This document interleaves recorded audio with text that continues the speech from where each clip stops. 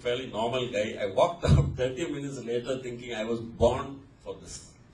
I mean, he was such a marvelous salesman. He sold me on this idea that this project was waiting for you. I don't know whether he was anxious to dump it on somebody. No, I don't think so, because after that I came to know Ramani very well. He was an outstanding scientist. And that's it, he just fired me up. So sometimes you meet the wrong guy, and I happened to meet Ramani, and I walked out 30 minutes later saying, this is what I wanted to do. That's the honest answer.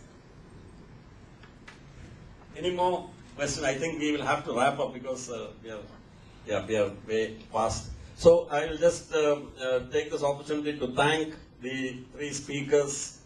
For instance, I mean, I've been in the sector for 27, 28 years, but I learned quite a bit, including from Padma Kumar, with whom I've been associated in Penport right from the beginning. There's different ways of looking at, at a venture.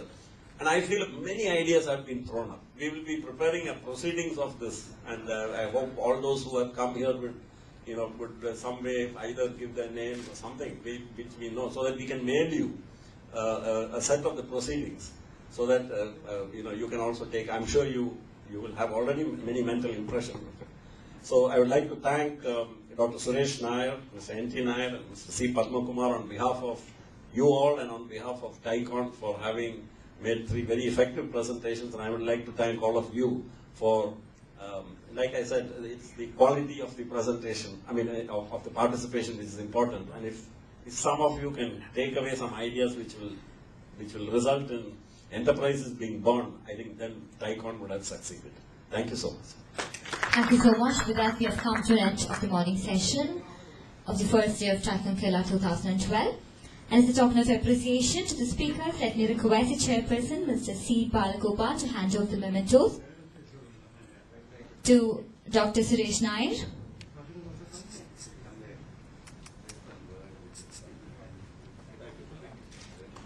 Mr. C. Padma Kumar,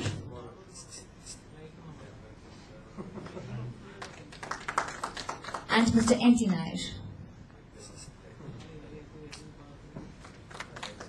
Also, we recognize the effort of our chairperson, Mr. C. Palagopal, and if I could request Mr. Shivdas Menon, the past president, charter member of TI Kerala, to hand over the memento to him too.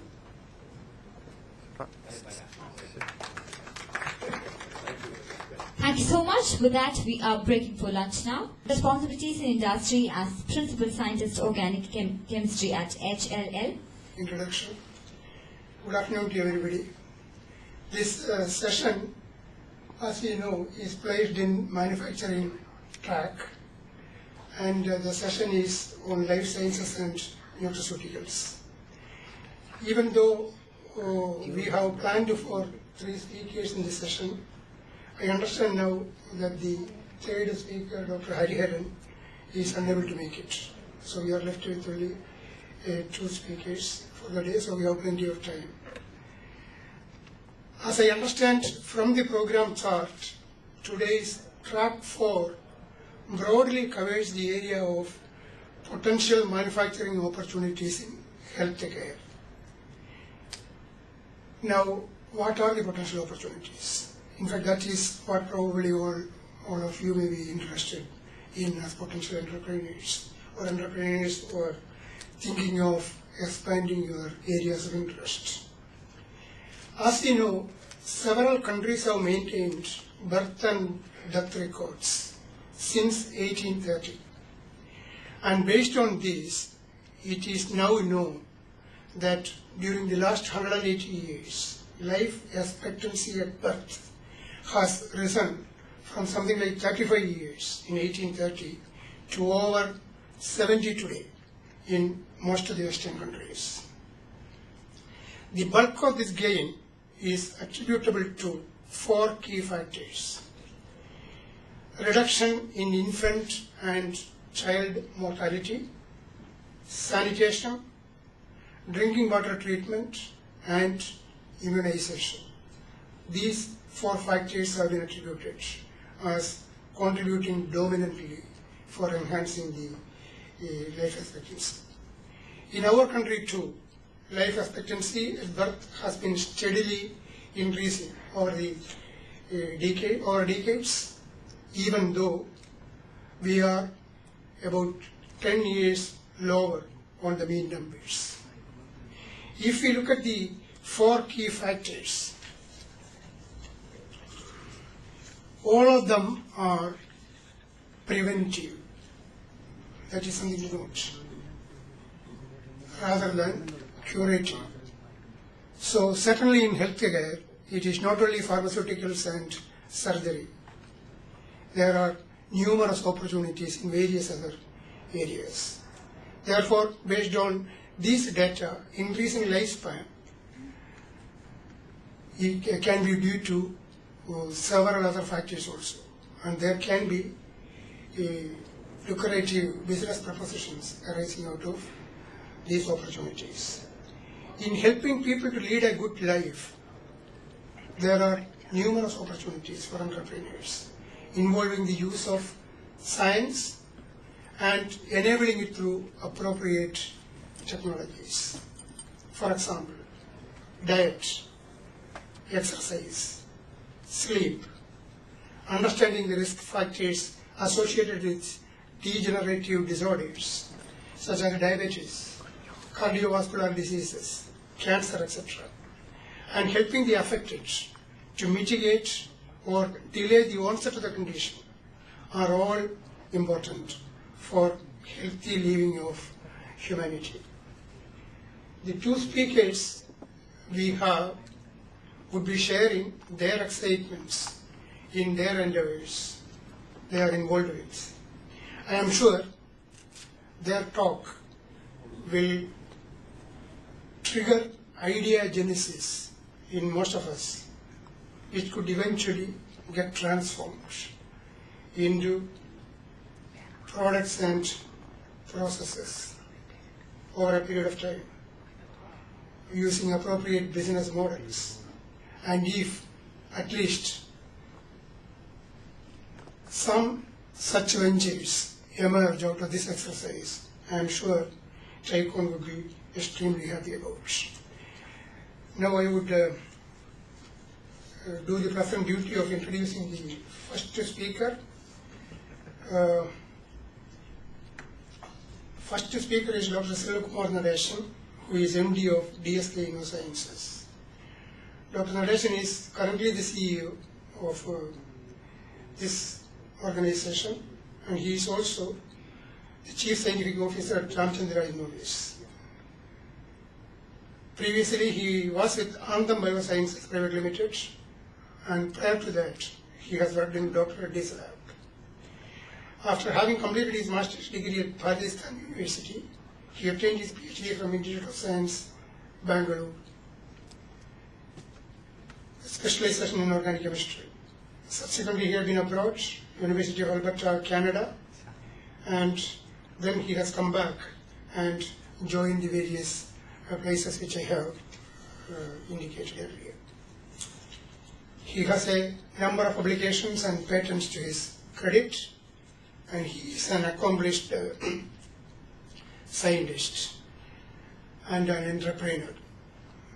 We will listen to him very shortly, but before that, I would also briefly indicate the type of time frame we would keep in mind.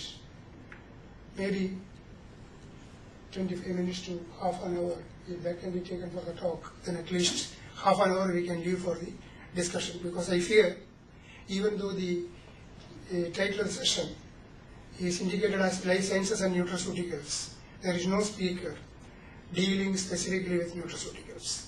Certainly, during discussion time, if any of you have any query in that context also, feel free to raise. We will try to address them. Thank you for your attention, and now we will. Good afternoon, everyone.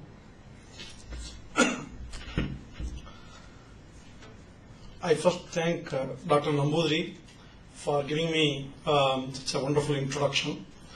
I would like to share with you that both of us have completed PhD at the same department, at the same institute, so that makes me even more happier that I am now getting another chance to work under my senior, actually, though for a short time.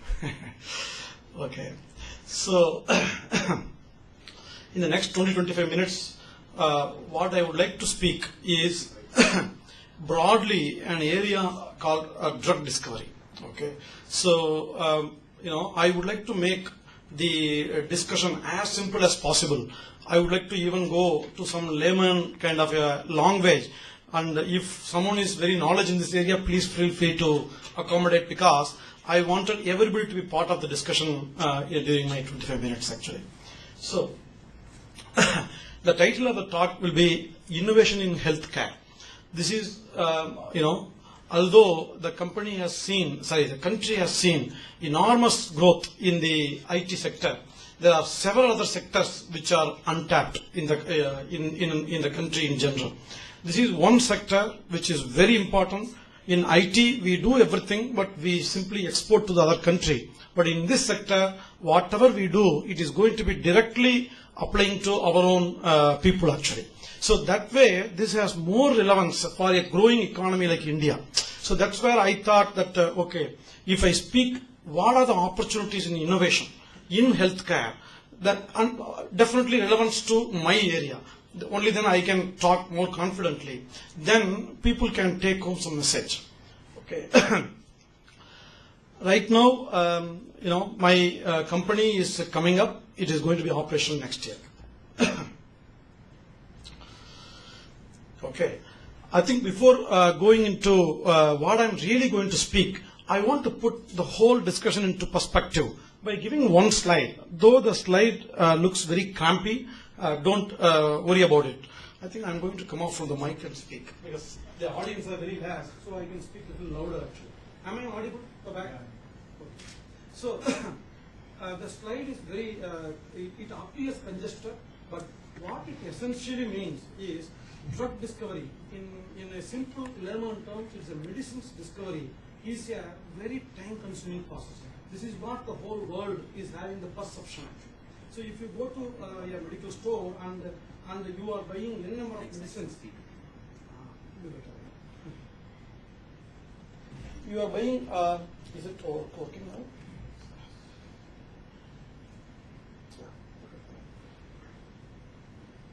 There are n number of medicines, that you can find in a medical store. But the truth is, there are two important truths. One, it takes 10 to 15 years for a scientist like us to discover a new medicine for any therapeutic area. And second is more painful truth that from India, we have not invented a single medicine till now. Okay, so you go to medical store, there are 200, 300, 500 medicines. None of them have been discovered in our country. That is such a pathetic situation actually. But there have been a lot of strides in this particular direction in the last only 20 years. And still we have not been able to succeed in discovering a drug for our country till now. So that's where I'm going to speak the next 20 minutes. So basically, if you see, what it basically says is the scientists have to screen tens of thousands of compounds to eventually become 250, useful compounds to progress further, which again becomes 5 that will go into clinical development. Clinical means your molecule will hit the human in clinic, and only one gets the approval, after which you see that medicine in medical store. So it is a very, very lengthy process. Okay, but what I am going to speak is then what is the opportunity for a country like India to do work and business in this particular direction. See, there are several reasons for, we are discovering so many molecules. Why are they all failing? There are several reasons for that, but 3 of them are predominant. This 11% is for toxicity. You discover a medicine, but when you take it to animal, you see the medicine becoming really toxic. And the third one is actually pharmacokinetics, which is more a scientific term, and the second one is lack of efficacy. That is also a scientific term, but I can tell you that when you discover a drug, you will find that in the laboratory it is giving you biological activity. It is giving you the real effect for the disease that you are looking at. But when you really take it to the animals and human, you don't see that particular effect. These are the 3 major reasons why the drug discovery is becoming a very, very risky proposition. So in that particular segment, we can play a lot of role actually.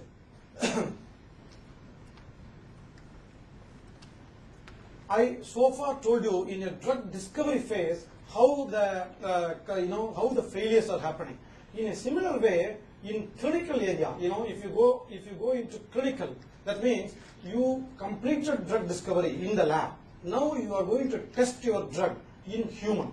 Okay, there are 3 different phases: phase 1, 2, 3. Each phase has different reasons for having 3 distinct phases, but your drug has to pass through all the 3 different phases. That takes another hell lot of time and money. And eventually, what happens for a company, for a drug discovery company, is it takes about 50% of their money and time for discovery in the lab, and it takes another equal 50% of the time and money for the clinical phase. And if you see another, second is a picture very easy to understand. See the blue line, it is talking what is the R&D spending in million. Okay, see if you see from 1980s, the companies are struggling. They are spending a lot of money, and every year it is increasing. There is a lot of money spent. From here, it's an exponential growth in expenditure. But on the other hand, number of molecules discovered and reaching medical store, I can put it this way, is given in this particular bar diagram. It is declining. It went till 1995, but then afterwards it is declining. It is a very alarming situation. In the whole world, I'm not talking about Indian context, I'm talking about a global context. All the big pharma majors are really struggling to keep their pipeline. That means keep their drug discovery assets moving out to market. Unless, see, when you spend so much of money, unless the company puts the molecule into medical store, they don't make money. So, but the particular success is falling down, but the expenditure is going up. So that is an important, that is an alarming situation actually. And this slide maybe I will skip. Basically what I am trying to say is because of that reason, every big company who has spent several billions in research are really pressurized to realize the value. So I have put so much of money, what is the value I am getting? So the companies are really pressurized in all angles actually. Why I am talking all these things is, that is where we have an opportunity. I am skipping one slide. That is where we have an opportunity. We means as a country like India, we have an opportunity. Why? That is because our country, India, the cost of the expenditure for discovering a new drug is a lot more less compared to a developed country. So because of that, now the developed country, big pharma giants are forced to seek help from developing countries like India and China.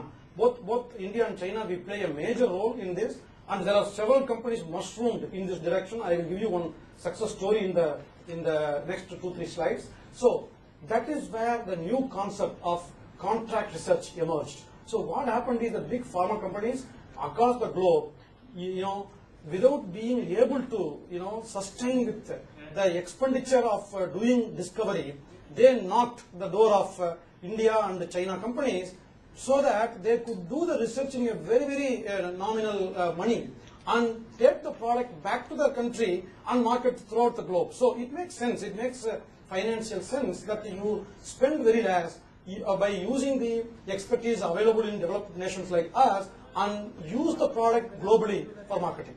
So that's where you can see, I use the word R&D outsourcing trend. So the research and development, outsourcing means, the big companies outsource to a developed country like us has really increased tremendously. It is increasing ever. So this is the segment that India can play a very good role. So this, whatever I have given in this slide, I already spoke to you in a very layman language. Basically, the global R&D expenditure is about 100 billion. And the cost of a new molecule to market a Western company is about 2 billion actually. But the cost for an Indian company is only 1/4. So within 1/4 of the money that is incurred by a global giant, they can get the same product by using Indian talent. So that is the segment I am going to talk. So I think before taking you to some successful models in the country, I want to, I want to tell you some history about what is pharmaceutical, area in our country. Because, before independence, we never had anything really developed in this area, in most of the areas for that sense. But in pharma, we till 1970, we were very unorganized. We were completely dependent, even for buying any medicines from an outside country. We never had this concept called, allopathy, too much pouring in before 1970. After 1970, then the erstwhile Congress government realized that we cannot continue like this because we are one of the most populous countries in the world. So then they realized that, okay, what is the need of the hour today? We need to have a separate institute developed for antibiotics, and we need to also have broadly for drugs and pharmaceuticals another institute. So that is the time, I think, I remember it is Jawaharlal Nehru, I'm sorry if I'm wrong. So during that time, two institutes were established in the country, because on those days, private sector was not doing well, and the government has to take every initiative to propagate, the message that we need to be working in this area, so that in the next 10-20 years, we will be having self-sustainability. Truly speaking, that has changed the whole face of pharma today. Today in India, today in the world, India is definitely a respectable country in this particular area. We are doing very well, although we are in this city and we don't realize that amount of work going on in this area. But I can tell you, recently one global study revealed that Hyderabad is the headquarters for pharmaceutical industry in India, and it is definitely in the world map. Hyderabad is probably, if not number one, definitely in the top 10 cities in the whole world, doing extremely well in the pharma industry. Why? Because IDPL was established in Hyderabad. So the whole pharma industry, boomed around that, and that's what the word I used. It's a boom time. After this 1961, once the IDPL was established in Hyderabad, there's a boom time after that. That what we did was, any medicine which is discovered anywhere in the world, we have been able to find newer routes to synthesize and market it. Because if suppose if I am taking a medicine paracetamol, if it is prepared by the inventor, by a synthetic route, we cannot use the same route to market it. So our Indian scientists, we have used a technique called reverse engineering. We basically smarted the synthetic technology and tried to prepare with different methods and beat the inventor's synthetic route. Thereby, they had been able to market across the globe, and that's the boom time for the country. And several companies have grown very well in the country. I think to name a few, like Ranbaxy or Dr. Reddy's, Glenmark, and Orchid in Chennai, etc. So, but what is very pathetic is, no innovation as yet for new products. This is what I told you at the start of my discussion or my lecture speech, that there is no innovation yet. What we did was, there are medicines which are discovered elsewhere, predominantly in the West, but we have been able to do reverse engineering and prepare the same drug by a different route and market it. But we have not discovered a drug yet for our country. As I told you earlier, that is what I am mentioning here. So that is where I am saying there is an opportunity for innovation-based, knowledge-based pharma drug discovery companies in the country. I think this is just a market survey. It says that there is a lot of opportunity for India. Like global pharmaceutical market is about 80 billion, and Indian pharmaceutical is only 11 billion. Although it is expected to grow to 74 billion by 2020. That itself shows that even though we already have our country in the global market or global map, but we have still a long way to go. And another market survey says that outsourcing, even in the outsourcing, you remember I discussed a word called outsourcing, that big pharma companies seek the Indian talent's help to discover new drugs or do their research here. Even there, the outsourcing market is about 20 billion, but we are India, even though India is one of the hot destinations for outsourcing, we are only really performing dismally. So in both doing pharmaceutical drug discovery in the here and also in outsourcing, both depend on knowledge. We have a right platform to launch our country has done extremely well, but still a long way to go.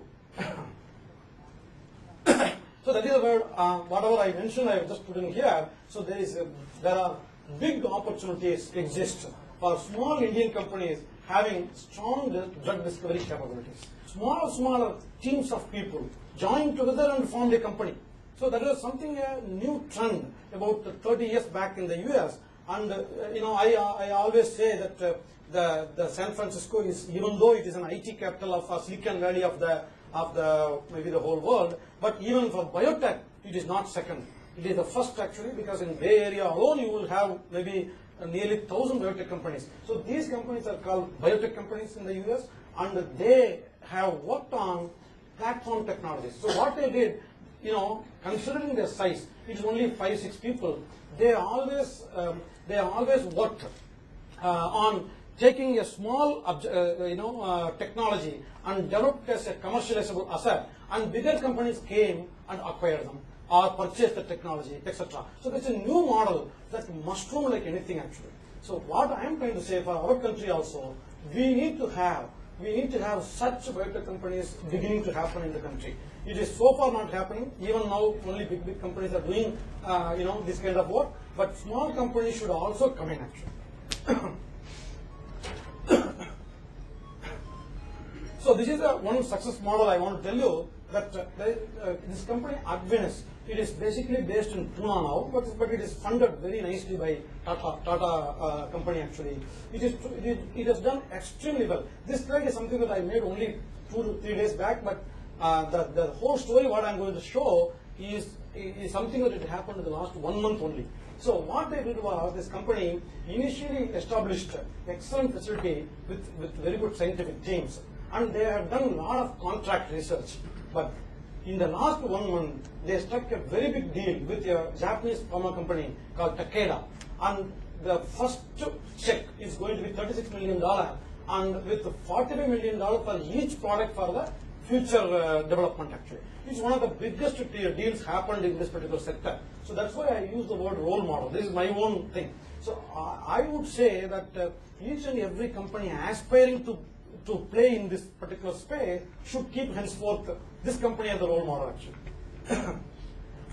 So in the next 3-4 slides, I'm going to talk about what are our initiatives. So my idea was that I don't want to speak only about my company all along. I had given you what is the global scenario, what is I'm seeing it is, I don't have much time, okay. So what is it I'm trying to do in this particular thing? Because we professionals working in this area, we need to also play a role. So let's begin somewhere. So that's where our initiative, this company DSK was established about a year back, and it's being currently the facilities are coming up. This is what I have shown you is just some internet pictures, but that is how our laboratory will look eventually. And we are going to build a state-of-the-art facility. It is being built right now. Facility for new product research in pharmaceuticals with a separate animal house. So we are going to be involved in the space of innovation and drug discovery. What is our goal is to create assets, seek collaborations, and aim to achieve out-licensing deals. So aim to achieve out-licensing deals is something that Advenis has done. That is going to be our goal maybe 5 to 10 years down the line. But initially we are going to work on creating assets. So this is one technology which I want to tell you. I think the other speaker will appreciate what I'm going to do. This is one of the technologies in my experience I have developed. What I'm trying to say here is I'm keeping several small fragments which are proven pharmacophores one side. Another side I'm keeping a receptor. So I'm allowing them to dock. I'm allowing them to dock all virtually. And this technology will lead to number of compounds which are having the potential to inhibit this particular the target. I'm not going to speak more than that because this is too much of a science, but this is one of the technologies on which our company will be built. We have few technologies based on which we are going to work, and also I want to tell you it is just not on paper. We have already evaluated this technology by actually taking a target, synthesizing molecules and getting biological activity, etc. So basically, after having conceived this idea, we have traveled really a lot and having molecules for taking it forward actually. So our DSK's vision would be to innovate in drug discovery and development, thereby expediting the commercialization of new drugs and pharmaceuticals for affordable solutions of health care. And we are located in the suburban Bangalore. It's a greenfield facility. So how are we going to do that? So how are we going to achieve our vision? Is to develop internal competence to deliver products with services on par with the world's best. It is in this area we have worked for several years, and we are capable of doing that. And marketing competence to attract best customers and projects and project the institution globally. This slide I'm going to skip because of the lack of time. But what I want to tell you is this one slide I want to spend 1 minute. Basically, I want to say this is from morning I was talking to several people outside. I said I am in drug discovery. They said, oh, that's a very risky game. Yes, it's a risky game, but even for Tendulkar, the hockey is a risky game. Unless you know how to